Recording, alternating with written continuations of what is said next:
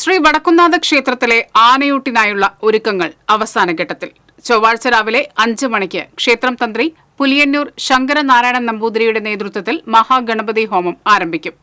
ഗണപതി ഹോമക്കൂട്ടിന് 12,008 നാളികേരം, 2000 കിലോ ശർക്കര, 2000 കിലോ അവിൽ, 500 കിലോ മലർ, 60 കിലോ എള്ള്, 50 കിലോ തേൻ, ഗണപതി നാരങ്ങ, കരിമ്പ് തുടങ്ങിയവ ഉപയോഗിക്കും.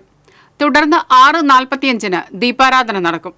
രാവിലെ 9:30 ആനയൂട്ട് ആരംഭിക്കും. ക്ഷേത്രം മേൽശാന്തി പയ്യപ്പള്ളി മാധവൻ നമ്പൂതിരി ആദ്യ ഉരുള നൽകി ആനയൂട്ട് ഉദ്ഘാടനം ചെയ്യും. ആനയൂട്ടിന് 500 കിലോ അരിയുടെ ചോറ്, ശർക്കര, മഞ്ഞപ്പൊടി എന്നിവ ചേർത്ത് ഉരുളകളാക്കും.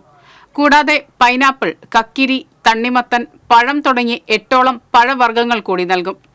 കൂടാതെ ദഹനത്തിന് പ്രത്യേക ഔഷധക്കൂട്ടും നൽകും. ക്ഷേത്രത്തിന്റെ പടിഞ്ഞാറേ ഗോപുരം വഴി ആനകൾ ക്ഷേത്രത്തിലേക്ക് പ്രവേശിക്കും. 70ഓളം ആനകൾ ഊട്ടിൽ പങ്കെടുക്കും. ഗുരുവായൂർ ദേവസ്വത്തിൽ നിന്നും 10ഓളം ആനകൾ പങ്കെടുക്കും. ആനകളെയും ഭക്തരെയും വേർതിരിക്കാൻ പ്രത്യേക ബാരിക്കേഡ് സംവിധാനം ഒരുക്കിയിട്ടുണ്ട്. ഭക്തർക്ക് ക്ഷേത്രത്തിലേക്ക് പ്രവേശിക്കാൻ പടിഞ്ഞാറേ ഗോപുരത്തിന് സമീപം റാമ്പ് സൗകര്യം ഒരുക്കിയിട്ടുണ്ട്. രാവിലെ 10 മണി മുതൽ 10,000 പേർക്ക് അന്നദാനവും ഒരുക്കിയിട്ടുണ്ട്.